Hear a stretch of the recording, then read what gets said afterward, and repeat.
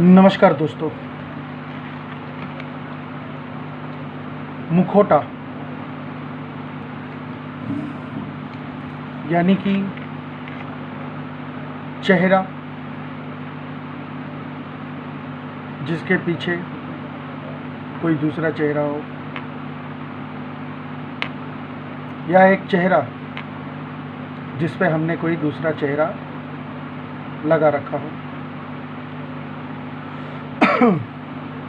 व्यक्ति कितना भी प्रयास करके देखे,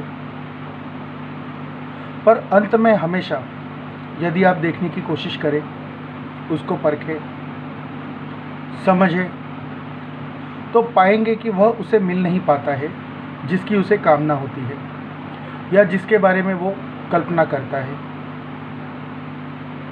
और यदि आप कुछ पहलू में इस बात को होते हुए देखें, तो भी पाएंगे कि भीतर से खालीपन अभी भी मौजूद है।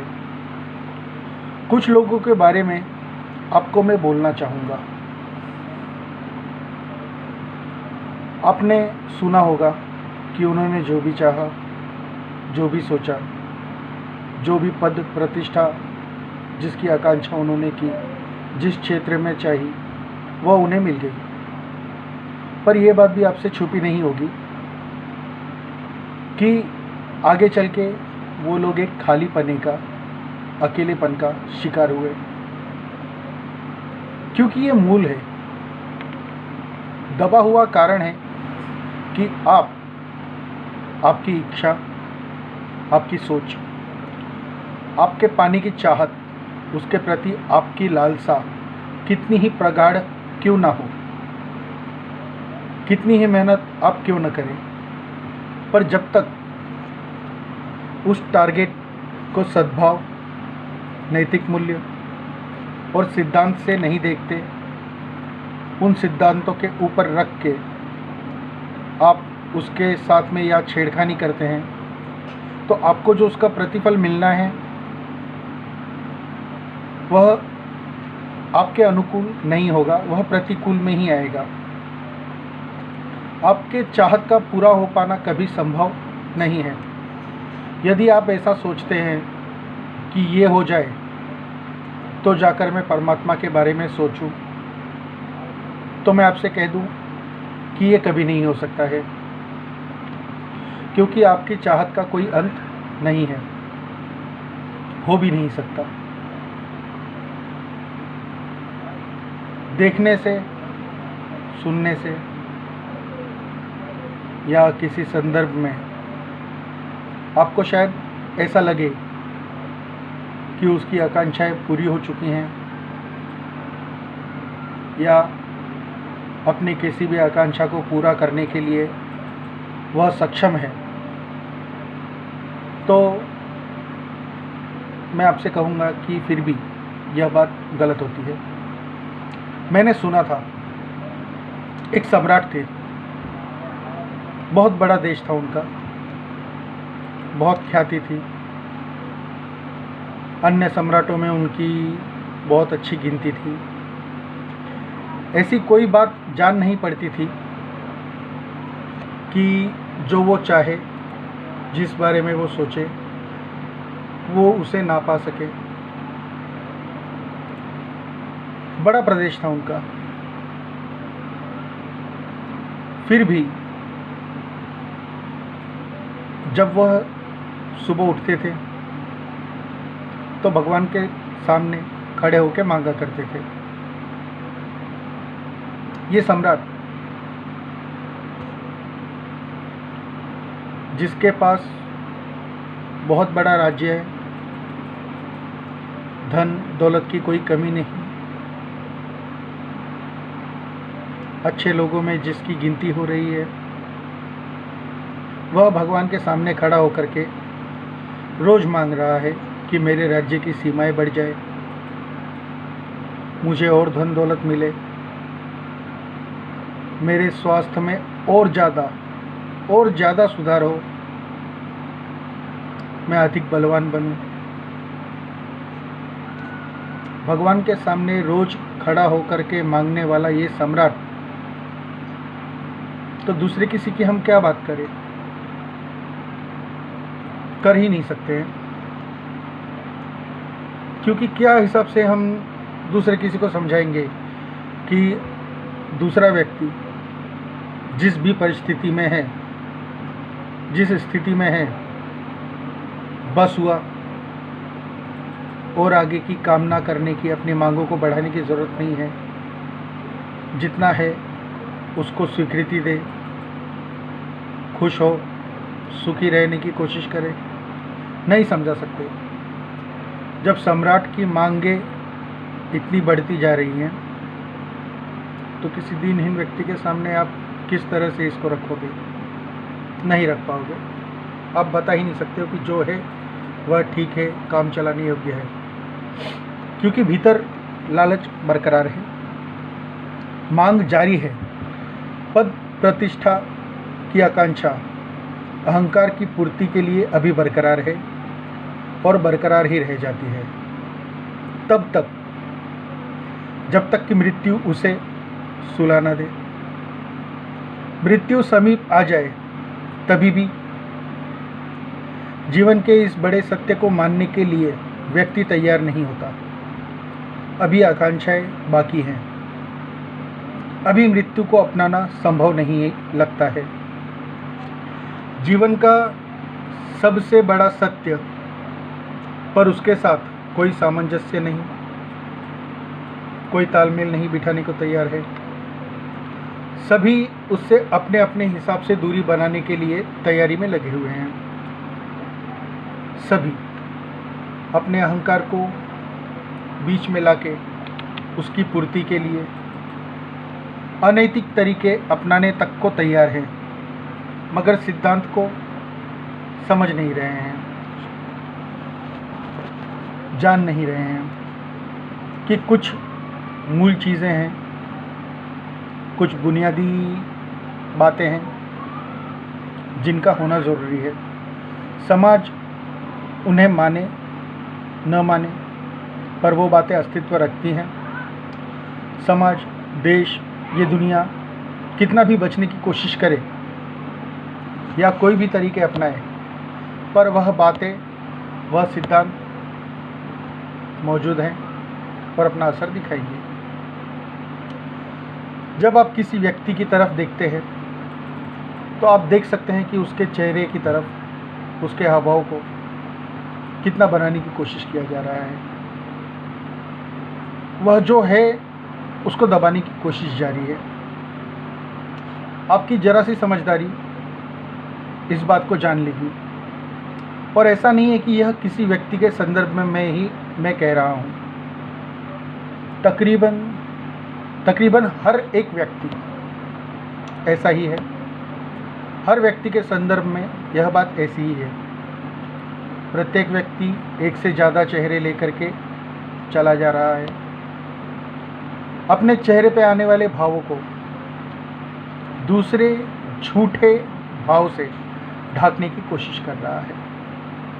मुखौटों को तैयार करके रखा हुआ है, समय समय पे उनको उपयोग में ला रहा है। और सबसे बड़ी तकलीफ़ यह है कि यह जानते हुए, जानकारी में होते हुए भी व्यक्ति के पास हमें ऐसी कोई तैयारी नहीं दिख रही, उसका कोई ऐसा प्रयास नहीं दिख रहा, इस दिशा में उसकी कोई ऐसे कदम बढ़ते हुए नहीं दिखते कि वो इन सब से दूर हटे, या जो ये गलत कृत्य वो कर रहा है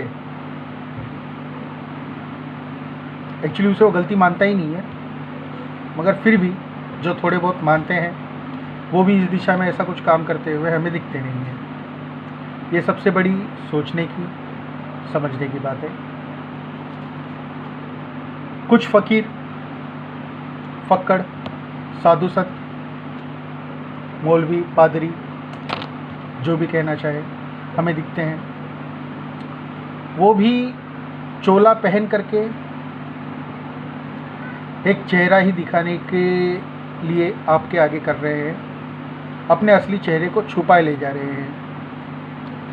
तैयारी उन्होंने भी की है, वो भी अपना त्याग दिखाना चाह रहे हैं, अपने साधुपने को वस्त्रों के द्वारा, रंग रोगन के द्वारा साबित करने पे लगे हुए हैं। त्याग के नाम पे चेहरा पहन के घूमना साधुपना, फकीरी नहीं है, क्योंकि त्याग करना और छूट जाना ये दोनों ही बातें बहुत अलग है, जिसके बारे में हमने पहले भी देखा है, सुना है। इसको एक उदाहरण के साथ अगर आपको समझाऊं तो शायद आपके लिए आसान हो। मैंने सुना है उस कहानी को, बहुत सार देती है, बोध देती है, ज्ञान के कुछ क्षणों को बताती है और वास्तविकता भी लगती है। वास्तविकता के काफ़ी करीब है वो कहानी, मुझे प्यारी लगती है, आपके साथ में इसे शेयर करूँगा।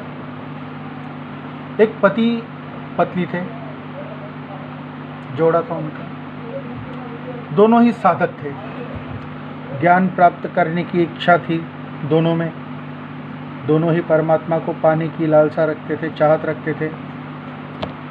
और बताना चाहूँगा आपको कि दुनिया में ऐसा कोई जोड़ा नहीं है जो एक ही इच्छा इस तरह की रखता हो, क्योंकि पुरुष और स्त्री दो विरोध चुंबकीय ध्रुव है, विरोधी हैं, उनकी विचारधाराएं अक्सर आपस में टकराती हैं। चुंबक की तरह रहती वो एक ही जगह है, एक ही साथ है, पर उनकी विचारधाराएं जरूर टकराती हैं। दोनों एक ही दिशा में जाएं, यह संभव नहीं हो पाता। पर विचारधाराओं के उलट चलने के बावजूद कुछ विशेष सूझबूझ वाले, जिनका जन्म ही शायद बोधि ज्ञान प्राप्ति के लिए हुआ है,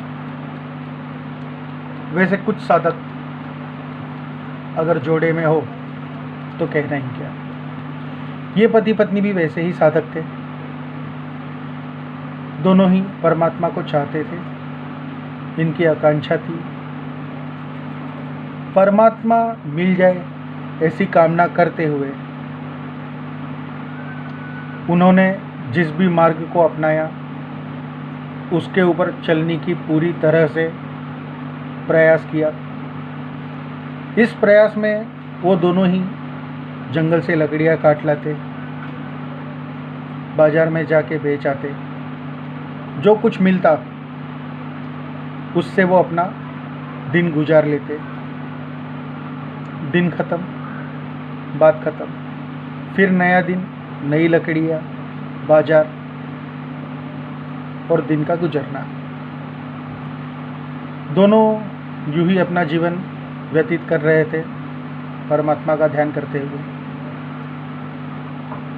एक समय आया जब वहाँ जंगल में बारिश बहुत तेज हो गई। उस जगह पे 2-3 दिन बाद जब बारिश रुकी तो दोनों जंगल की तरफ गए। पर जैसा कि आप जानते हैं, गीली लकड़ियाँ किसी काम की नहीं होती है, बाजार में बिक नहीं पाती है। तो दोनों ने देखा और समझ गए कि आज भी उनका काम यहाँ पे नहीं हो पाएगा और लौट गए। लौटते वक्त पति आगे चल रहा था, पत्नी पीछे आ रही थी। आगे चलते चलते कुछ ही दूरी पर पति को दिखा कि एक थैली में स्वर्ण मुद्राएं पड़ी हुई हैं, जमीन पे गिरी हुई थी। यह जो मैं बात आपसे कहने जा रहा हूँ, यह एक त्वरित ख्याल था, तुरंत आया हुआ दिमाग में। पति के दिमाग में आया कि मैं पुरुष हूँ, मैं अपना मन मार लूँगा, मुझ में कट्टरता है, समझदारी है, मैं इनके पीछे पागल नहीं होऊंगा, मैं सोने को मिट्टी समझता हूँ। पर वो जो स्त्री है वो कमज़ोर है। दोस्तों, भारत एक ऐसा देश है जहाँ स्त्री को शक्ति के रूप में बताया जाता है, और सबसे बड़ा दुर्भाग्य यह है कि भारत ही वह देश है जो हर तरह से स्त्रियों को कमज़ोर बताने पे भी तुला होता है। कभी उनकी समझदारी से,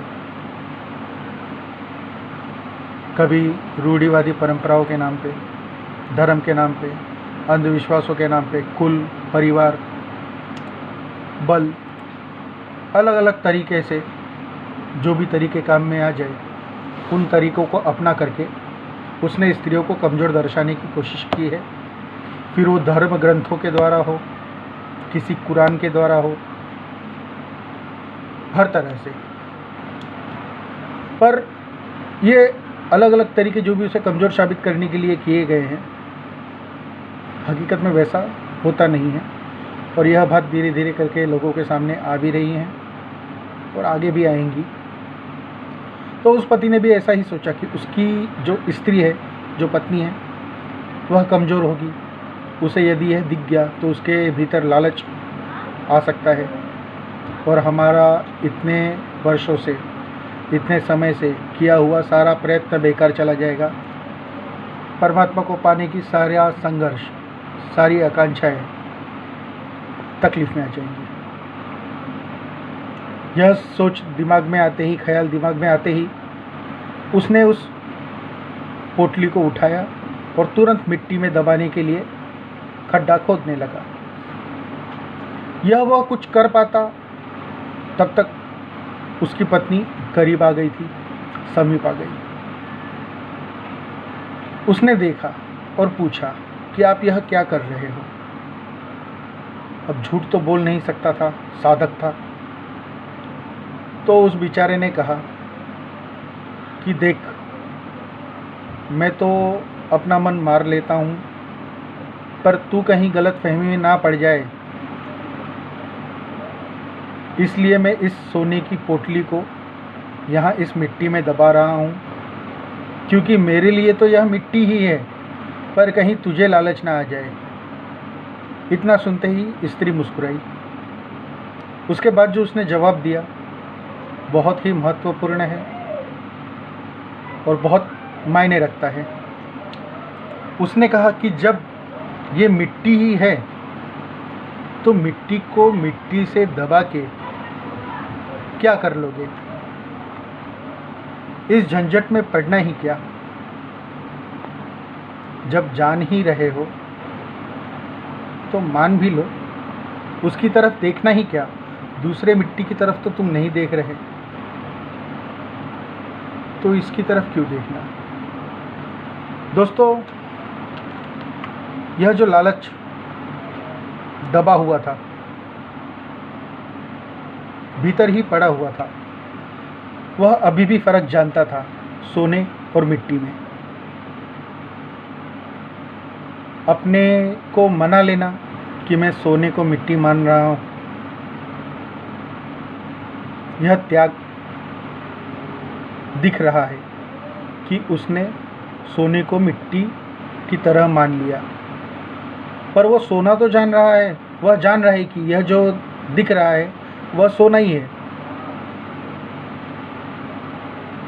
ये छूटा नहीं, दबा है। और जब मैं आपसे कहता हूँ कि त्याग नहीं, छूट जाना ज़रूरत है, तो मेरा उससे पूरा अर्थ यही होता है कि सिर्फ बातों में नहीं, कथनी में नहीं, करनी में और स्वीकार में उस चीज़ का आ जाना बहुत ज़रूरी है। हम अभी भी उस मोह के साथ में, उस लालच के साथ में अटके हुए हैं, उसी में खोए हुए हैं। त्याग कह रहे हैं पर नहीं, दबाया है। त्याग नहीं हुआ है, दबाया है। और यह सभी जानते हैं कि जो दबाया जाता है वह बहुत तेज उछल के बाहर की तरफ आता है। और जहाँ तक मैं जानता हूँ, मेरे जाने तो मैंने नहीं देखा, ना ही कभी सुना कि त्याग से कोई बोधि को प्राप्त हुआ, ज्ञान को प्राप्त हुआ, होगा भी नहीं। और यदि आपको ऐसा लगता है या किसी ने आपसे ऐसा कहा है या आपने सुना है कि कोई महात्मन ने त्याग करके ज्ञान को या बोध को पाया है, तो जान लेना या तो वह बात झूठ है या तो समझने में कहीं गलती हो रही है। क्योंकि त्याग कभी नहीं, छूटना अलग बात है। किसी चीज़ को जान लेना, समझ लेना, उसको पूरी तरह से परख लेना आपको उससे छुड़ा देगा। यह शब्दों के लिए ठीक है कि छुड़ा देगा, बाद बाकी छोड़ने की ज़रूरत भी नहीं। जैसा मैं आपसे कहूँ कि कोई यदि गरीब व्यक्ति है, दीनहीन, जिसके खाने के भी लाले पड़े हों, 2-2 दिन तक खा नहीं पाता हो, पहनने के लिए अच्छे वस्त्र न हो, सोने के लिए बिछौना ना हो, चटाई पे सोता हो या लादियों पे सोता हो, ज़मीन पे नीचे। अब यह व्यक्ति अगर इसको तर्ज लगा दे और इस तरह से कहे कि मैंने खाने का त्याग किया है, 2 दिन के लिए मैं उपवास करूंगा या हफ्तों के लिए उपवास करूंगा, मैं वस्त्रों का त्याग करता हूँ, मैं ज़मीन पे सोऊंगा, तो आप क्या समझेंगे? बहुत बड़ा त्याग कर दिया। अगर मैं मखमल के गद्दे पे सोया नहीं हूँ तो ज़मीन पे लेट के मैंने कौन सा त्याग बता दिया? मैंने घी में बनी हुई मिठाइयाँ नहीं खाई है, तो मिठाइयों का त्याग यह शब्द में प्रयोग भी कैसे कर सकता हूँ? एक व्यक्ति जिसने कभी कुछ पाया ही नहीं, वह त्याग की बात कैसे कर सकता है? करेगा तो भी कैसे करेगा? कभी मिल नहीं पाई जो चीज़, कभी जिसका सहयोग ही नहीं बना, तो उस बात को, उस अवसर को मैंने एक ढाल बना के प्रयोग किया, त्यागी बन के दिखा दिया। तो क्या यह त्याग सच्चा होगा? नहीं होगा, झूठ, एकदम झूठ। बहुत कम ऐसे लोग हुए, रोहिदास, कबीर, लाओत्से, ये मुट्ठी भर लोग थे जिन्होंने कभी किसी राजमहल का सुख, धन दौलत का सुख बहुत ज़्यादा नहीं देखा। इनकी सक्षमता धनाढ्य मामलों में नहीं थी, पर ये बोध को, ज्ञान को प्राप्त हुए। ये दोनों बातें करने का कारण सिर्फ इतना था कि मैं ऐसा नहीं कह रहा हूँ कि सिर्फ और सिर्फ एक धन से सुखी व्यक्ति या धनी व्यक्ति, राजमहल में रहने वाला, वो ही पा सकता है। ऐसा नहीं है। पा तो हर कोई सकता है, हर किसी का अधिकार है, अस्तित्व ही है। उसका होना, व्यक्ति का परमात्मा को पा लेना, यह उसके व्यक्तित्व का, उसकी मनुष्यता का सार्थकपना है। उसके साथ, परमात्मा के साथ एकाकार हो जाना उसका हक है, उसका लक्ष्य है। ज्ञान की प्राप्ति उसके लिए शिखर है, यह उसका ही है। क्योंकि बहुत ज़्यादा समय बीत चुका है और आज तक जिस ढंग से ये बातें चली आ रही हैं उस ढंग से अपना काम कर नहीं पाई हैं। तो जिस तरह से बताया गया है परमात्मा से एक होने का लक्ष्य, उसमें थोड़ा बदलाव की ज़रूरत है। परिवर्तन संसार का नियम है और इतने समय में जिस बदलाव को हमने देखा है वह किसी काम का नहीं हो पाया है। तो जैसा मैंने कहा कि परिवर्तन संसार का नियम है, सिद्धांत में कोई फेरफार की गुंजाइश नहीं होती। नियम बदलाव कर सकते हैं, त्याग सिद्धांत में नहीं आता। छूट जाना उसका एक पर्याय है, पर त्याग कहीं से सिद्धांत में नहीं आता। नियम के साथ भी उसे नहीं जोड़ सकते, इस बात को जानना होगा। समझदारी, प्रेम, करुणा, दया, ये यदि आपके भीतर प्रकट हो जाए तो क्रोध, लालच, मोह, अहंकार यह छूट जाएगा, छोड़ना नहीं पड़ेगा।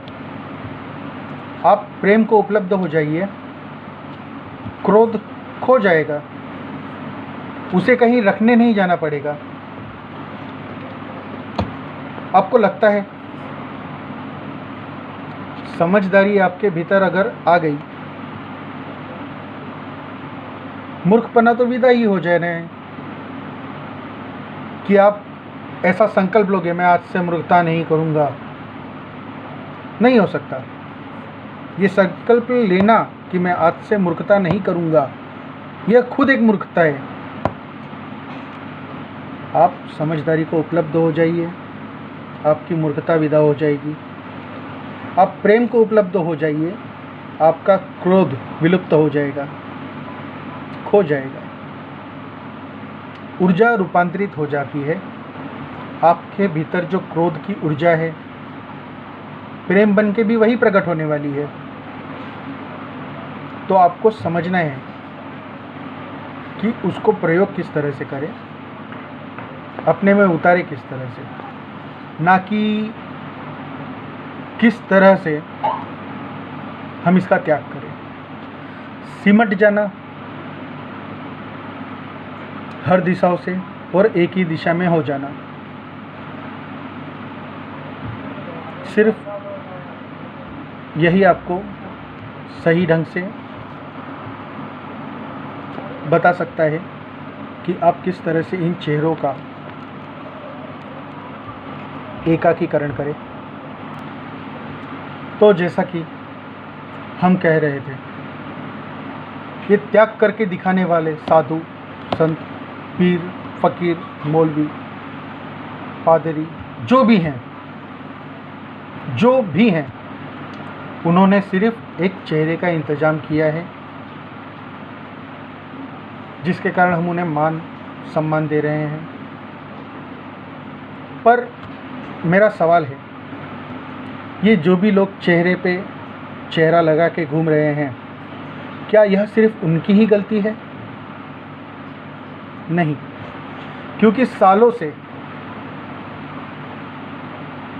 इन बीते हुए हजारों सालों के इतिहास में यदि हम पीछे देखें तो मनुष्य ने जो सीखा है, जो जाना है धर्म के संदर्भ में, साधु सन्यासियों के संदर्भ में, वह यही है कि वो त्यागी होते हैं, दुखवादी होते हैं, वह हर मोह माया प्रपंचों से दूर होते हैं। और फिर इन्हीं साधु संतों ने अपने त्याग को बड़ा दिखाने के लिए मोह माया की परिभाषा को अपने हिसाब से आरोपित किया आपके ऊपर। उन्होंने अपनी सरलता के अनुसार इसे आपको बताया, आपके मन में इस बात को डाला, और इतने वर्षों से चली आ रही इन मान्यताओं को आपने जाना, अपने भीतर उतार लिया।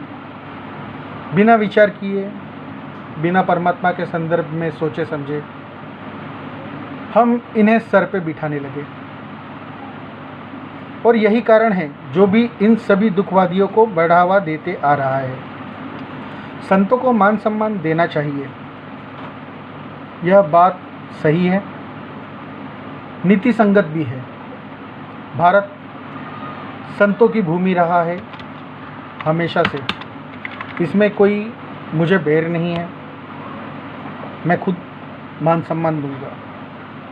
पर संतों को, साधुओं को, किसी दुखवादी को नहीं। कोई कांटे पे लेटा है, कोई शरीर को डालियों से लटका के चल रहा है, कोई उबलते तेल में अपने आप को झोंक रहा है, अपनी देह को अलग अलग तरीकों से चोट पहुंचा रहा है। क्या है ये सब? यह सब सिर्फ दुखवादिता की निशानियां हैं। क्या साबित हो जाएगा? यह योग है, यह सिद्धि है, तो किस काम की? क्या करोगे कांटों पे लेट के, उबलते तेल में बैठ के, डालियों पे लटक के? किस काम की है? समाज के किस फायदे में आने वाली है ये बातें? क्या जागृति मिलेगी?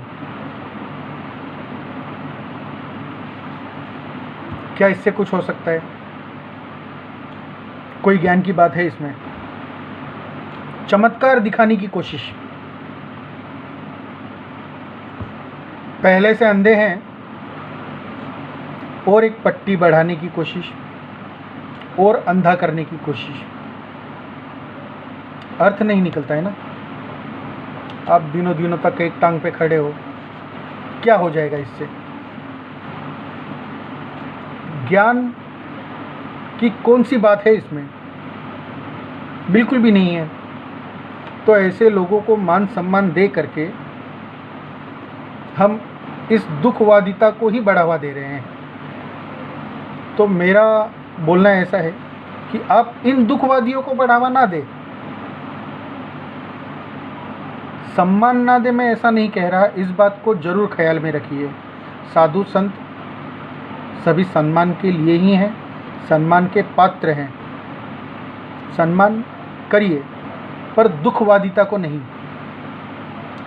ज़रूरत है एक सवाल की, सवाल करने की, जो हमने कभी किया नहीं, डर के कारण, भय के कारण। सवाल है पूछने की इन लोगों से कि ये सब नहीं, ज्ञान का मार्ग बताइए। ज्ञान को हम उपलब्ध कैसे हो जाए इसको बताइए, इसको समझाइए। एक टांग पे खड़े रह करके ज्ञान को उपलब्ध नहीं हुआ जा सकता।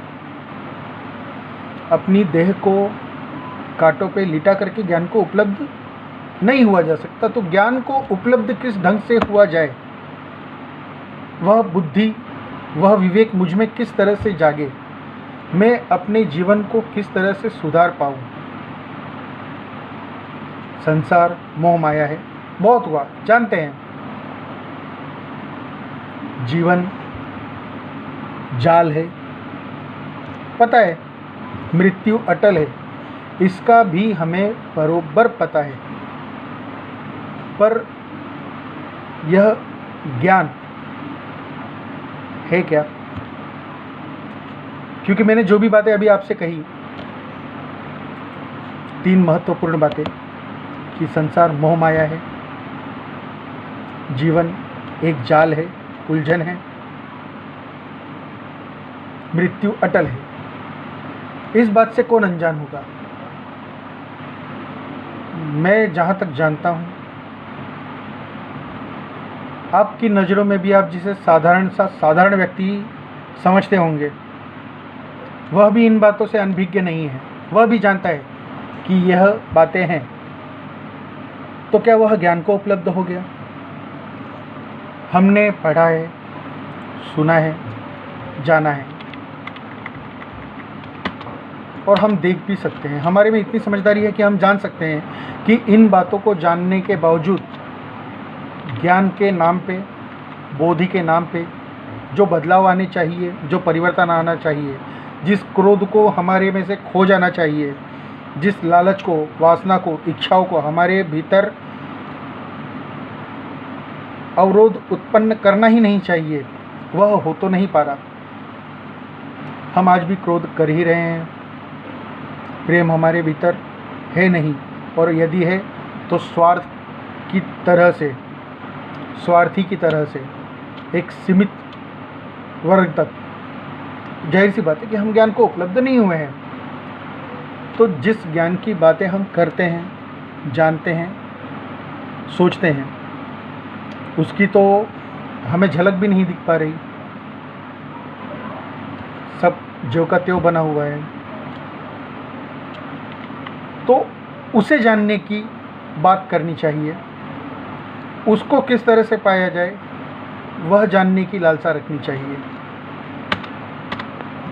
पर कैसा है कि हम यह सवाल भी नहीं करते हैं उनसे, क्योंकि हमें जो चमत्कार दिख रहा है ना, हमारी आंखें उससे चौंधिया जाती है। हमारे भीतर मान सम्मान एक डर का रूप ले लेता है। डरते आए हैं हम, ग्रंथों में पढ़ा है, कहानियों में देखा है, सुना है कि महाराज श्राप दे देंगे। कैसे देंगे भला? जो नहीं जानता, जो व्यक्ति परमात्मा के संदर्भ में नहीं जानता, जिसके भीतर ज्ञान का दिया अभी जला नहीं है, वह किसी भगवा पहनने वाले को, माला लटकाए हुए व्यक्ति को, सफ़ेद दाढ़ियाँ जिसकी हो, साधु का वेश जिसने बनाया हो, संत का वेश जिसने धारण किया हो, जो पादरी की तरह सफ़ेद कपड़े पहन के खड़ा हो, किसी भी धर्म गुरु की भांति खड़ा हो, किसी मंच पे हो, उसको देख के अपने सर को झुका ले, दोनों हाथ जोड़ ले, मान सम्मान दे, और बाकी लोगों को नहीं दे, तो ये बात समझ में आती है। क्योंकि यह व्यक्ति अभी जानता नहीं है, जानकारी में है, पर उस जानकारी को यह उपलब्ध नहीं हुआ है। पर संत, वह तो इस जानकारी को उपलब्ध है, मतलब कम से कम वो तो यही कह रहे हैं ना। तो क्या हमें इस बारे में पता नहीं चलता कि जो संत, जो साधु ज्ञान को उपलब्ध होगा, वह जानता ही है कि उसके भीतर, आपके भीतर, समस्त जीव जंतुओं के भीतर परमात्मा का ही वास है।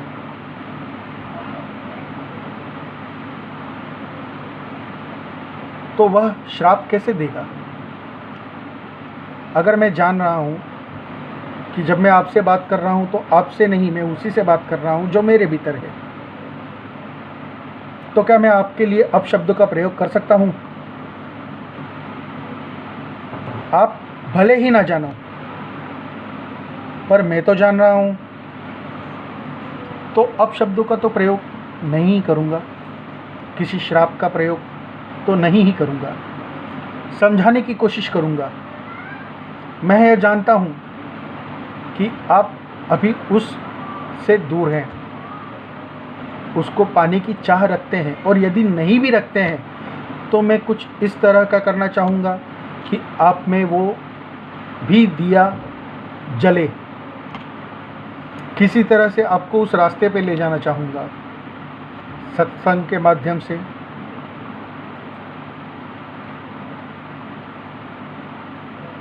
किसी कहानी के माध्यम से, आपके जीवन में हो रही उथल पुथल को समाधान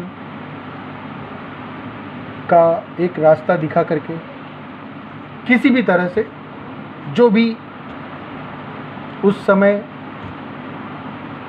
ऑप्शन मौजूद हो। पर आपके लिए उल्टा कहना, आपकी निंदा करना, यह किसी संत का काम नहीं है,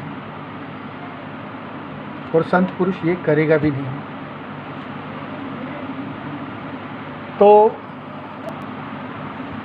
तो ऐसा नहीं है कि सभी को एक ही दृष्टि से देखा जा सकता है, क्योंकि राम है तो रावण भी है, कृष्ण है तो कंस भी है। ये पात्र है इतिहास के पन्नों पे, जिन्होंने बड़ी अच्छी सीख दी, हमें अंतर बताया, सूझबूझ दी, बताया है कि नैतिक और अनैतिक में हम किस तरह से अंतर कर सकें। इन्हें देख के हमने रख लिया, पढ़ लिया, सुन लिया, पर जो समझने लायक सार था हम उसे ले नहीं पाए। हमने मूर्ति बना ली, अगरबत्ती दिखा दिया, उसके आगे दिया जला करके आरती गा ली, पर अपने भीतर जो राम के नाम का दिया जलाना था, जो कृष्ण के नाम की बांसुरी बजानी थी, हम उससे दूर रह गए। क्यों? क्योंकि अड़चन आती है। भला ये झंझट कौन पाले? राम की तरह वचन की मर्यादा को पाल लेना आसान तो नहीं, उनके बताए हुए मार्ग पे चलना आसान तो नहीं, कृष्ण की तरह धर्म के पक्ष में खड़े होके सब कुछ लुटा देना या लुटाने को तैयार हो जाना आसान तो नहीं। अड़चन आती है, और मनुष्य हमेशा से ऐसा ही रहा है। जो भी बुद्ध पुरुष इस धरती पे हुए, उनके होते बहुत कम लोगों ने ही उन्हें अपनाया। कारण है, शूरवीर ऐसे ही नहीं कहा जाता। महाभारत के युद्ध में अर्जुन का पात्र इस बात का बहुत बड़ा प्रमाण है कि धर्म की स्थापना करने वाला, उस मार्ग पे चलने वाला कोई शूरवीर ही हो सकता है। पर इसका अर्थ यह नहीं है कि आप शूरवीर नहीं हैं, आप भी हैं, हर कोई है। बस जो बेड़ियां हमारे पैरों में डाल के रखी हुई हैं इतने सालों से, हमने हमारे विचारों से जितना उसको दबाया हुआ है, हम उसको जान नहीं पा रहे, उसको समझ नहीं पा रहे, और उसमें ही धंसते चले जा रहे हैं। उनको तोड़ने की प्रवृत्ति हमारी बन नहीं पा रही है। हम ढूंढते हैं सरल मार्ग, कोई सहज मार्ग, दान दे दिया जाए, 10-11 बच्चों को बुला करके खाना खिला दिया जाए, और इसी तरह की बातों को हम महत्व देते हैं। क्यों? क्योंकि ये सरल लगता है। हम पाप पुण्य में पाप को समझ करके उससे दूर होने की कोशिश नहीं करते। गंगा नदी में जाकर के डुबकी लगाने को प्राथमिकता देते हैं कि वहाँ जाके पाप धुल जाएंगे। तो जब हमारी सोच ही ऐसी बन गई है तो धर्म की प्रगति कैसी होगी? धर्म की प्रगति को, उसके शिखर को प्रत्येक व्यक्ति के भीतर जो उसका उच्चपना है, जो एक उच्चतम शिखर है, उसके मनुष्य होने का जो लक्ष्य है, वहाँ पहुँचने में अगर कोई बाधा है तो वह खुद मनुष्य है। हम रोके हुए हैं उस परिवर्तन को, धर्म की उस प्रगति को, विकास के उस शिखर को।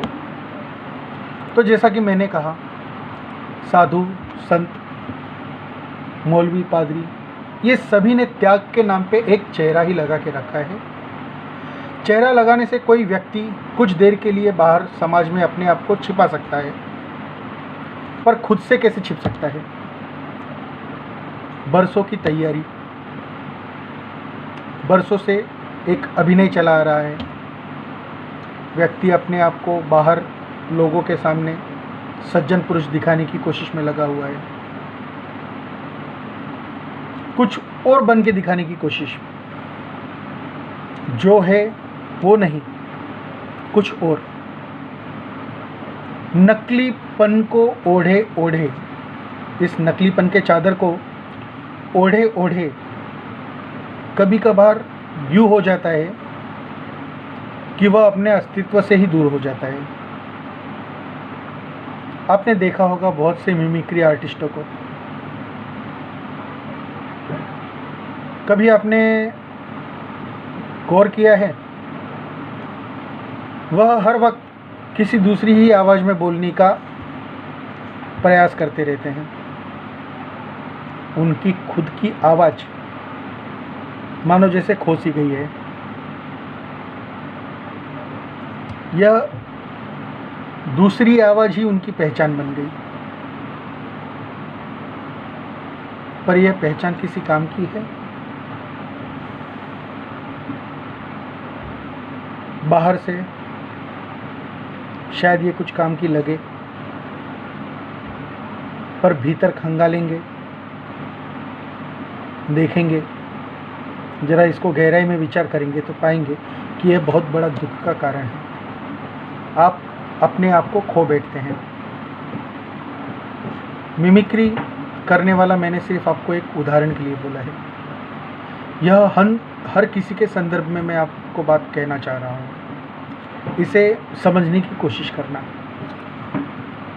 व्यक्ति अपने आप को भूल जाए, खो दे और किसी और ही विचारधारा में प्रवाहित हो जाए तो बहुत तकलीफ की बात होती है। वह किसी और चेहरे को ही अपने आप को मानने लग जाता है। अपनी असलियत को दबाते दबाते एक नया चेहरा उस पर हावी होने लगता है और जो वो खुद है वह भीतर दबते जाता है। और जैसा कि मैंने पहले भी कहा, दबी हुई कोई भी चीज़, कोई भी वस्तु, कोई भी तत्व, कुछ भी गुण यदि आप दबा रहे हो तो वो उभर के एक दिन बाहर आएगा और जिस दिन वो बाहर आया आपको तकलीफ देगा।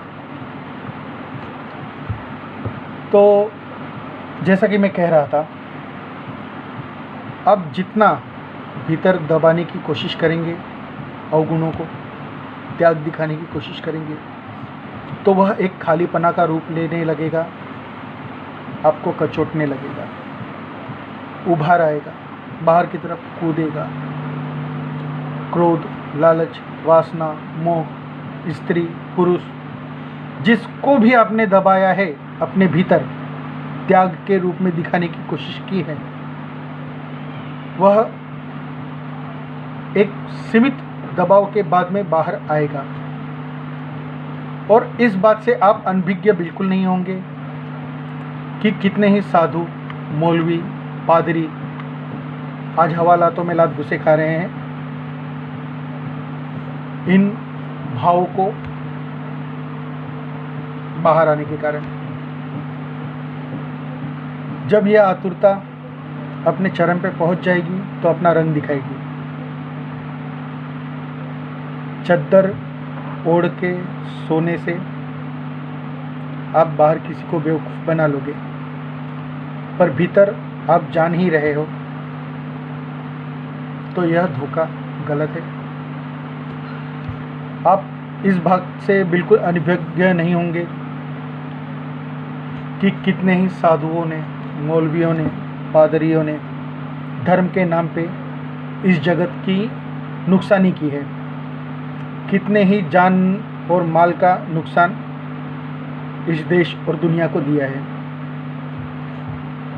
व्यक्ति का पद समाज में, व्यक्ति का जो पद होता है उसका जानकारी हमें है।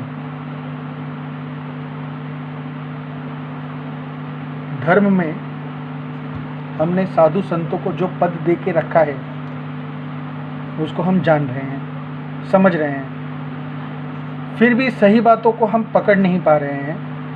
सही व्यक्ति, सही आदर्श, सही दिशा की ओर जा नहीं पा रहे हैं, क्योंकि हम अभी भी उन्हीं धकियानुसी बातों को लेकर के बैठे हैं। त्याग, दुखवादपना। कुछ बुद्ध हुए दुनिया में जिन्होंने प्रेम समझाया, दया समझाई, करुणा के बारे में बताया, दुखवाद को नहीं सुखवाद के बारे में समझाया, बताया कि कैसे परमात्मा को पाया जाता है, कैसे भीतर सुख का सागर जो दबा पड़ा है उसको अपने जीवन में उतार लिया जाता है, किस तरह से आप उस सुख की प्राप्ति कर सकते हो, इसके बारे में उन्होंने बताया। पर जैसा कि मैंने पहले भी कहा कि किसी ने उसे सुना ही नहीं, तब तक तो बिल्कुल नहीं जब तक वो थे। क्योंकि मैंने कहा ना, भीतर उस क्रांति को ले आना इतना आसान उन्हें लगा ही नहीं। जंजीरें जो हमने खुद अपने हाथों से, अपने विचारों से बनाई है, उसे तोड़ पाना हमें संभव लगता नहीं है। हम उसके लिए अपने आप को तैयार नहीं मानते हैं। और जैसा मैंने पहले भी कहा आपसे कि हम आसान तरीके ढूंढते हैं। तो इतने वर्षों से जो धारणाएं चली आ रही हैं, जो मान्यताएं चली आ रही हैं, किसी तरह से वही बरकरार रहे, वही दुखवादपना बना रहे, हम इसके लिए भरसक प्रयास करते हैं। और इसको जितना सहज हो सके, सहजता में ये हमें मिल जाए, उसी की तरफ अपना प्रयास हम जारी रखते हैं। और सबसे बड़ी तकलीफ़ क्या है, पंडितों ने, मौलवियों ने, पादरियों ने इसे ढाल बना लिया है। उन्होंने भी यही किया है कि आपको कुछ मार्ग बता दिए हैं उपवास रखने के, कुछ नैतिकता के आचरण इस ढंग से बता दिए हैं, कुछ रस्सी डोरी आपके हाथों में इस तरह से बांध दी है जो आपको सरल लगती हैं। तो अब यह सब कुछ जानते हुए, समझते हुए हमें ज़रूरत है नए सीख की, नए समझ की, विचारों को नई दिशा देने की। क्योंकि जो पोल खोल पंडित, मौलाना, पादरी, धर्मगुरु बैठे हैं, उन्होंने जो भी करना था नुकसान कर लिया है, बहुत ज़्यादा ही कर लिया है। अब ज़रूरत है इन सबको छोड़ने की, कुछ नएपन को अपनाने की, परिवर्तन को अपनाने की ज़रूरत है। प्रेम को जिस तरह से हमने अब तक समझा था, उस पर धूल जम चुकी है। उसकी परिभाषाओं में बहुत सी गलत बातों का हमने जोड़ लिया है। तो अब ज़रूरत होगा उस पर दोबारा काम किया जाए, उसको दोबारा समझा जाए, सही से जाना जाए, उसको जिया जाए, उसकी परिभाषा में अपने आप को उतारा जाए। जिस प्रेम को हमने मतलब के हिसाब से, स्वार्थ के लिए इतना कुरूप कर दिया, इतना दागदार कर दिया, उसको बेदाग करने की ज़रूरत है, उसको संवारने की ज़रूरत है और प्रेम पूर्वक प्रेम को अपनाने की ज़रूरत है। दोस्तों, मैं इस बारे में आपसे दोबारा बात करूँगा, आगे और भी बातें करूँगा, आपसे कहूँगा कुछ बातें जो इन सभी बातों से उभरने के लिए, हमें आगे बढ़ने के लिए, परमात्मा को पाने के लिए, अपने आप को परमात्मा के साथ में एक करने के लिए, द्वैत नहीं अद्वैत के लिए किस तरह से, कैसे हम इस चीज़ को उपलब्ध करें, इसको जिए, इसमें जाए, यह बातें मैं आपसे अवश्य करूँगा नेक्स्ट वीडियो में। आज के लिए इतना ही। हमारे चैनल को सब्सक्राइब करना ना भूलें। हमारे प्लेलिस्ट को, सत्संग के प्लेलिस्ट को मैंने यहाँ ऊपर दर्शाया हुआ है, आप उसे ज़रूर देखें। और कुछ इन्फॉर्मेशंस आपको चाहिए, कोई सवाल आपके हों, जो भी हों इस टॉपिक से रिलेटेड, या नीचे जो मेरे चैनल का नाम दिया है उस चैनल पे आप और दूसरे भी वीडियोस देख सकते हैं। उनमें से किसी भी वीडियोस के प्रति आपके कोई सवाल हो, आपको कोई दिक्कत हो, समझने में कुछ तकलीफ़ होती हो, तो आप मुझे कमेंट कर सकते हैं, मुझसे बात कर सकते हैं। मैं यहाँ उपस्थित हूँ। आज के लिए धन्यवाद। नमस्कार।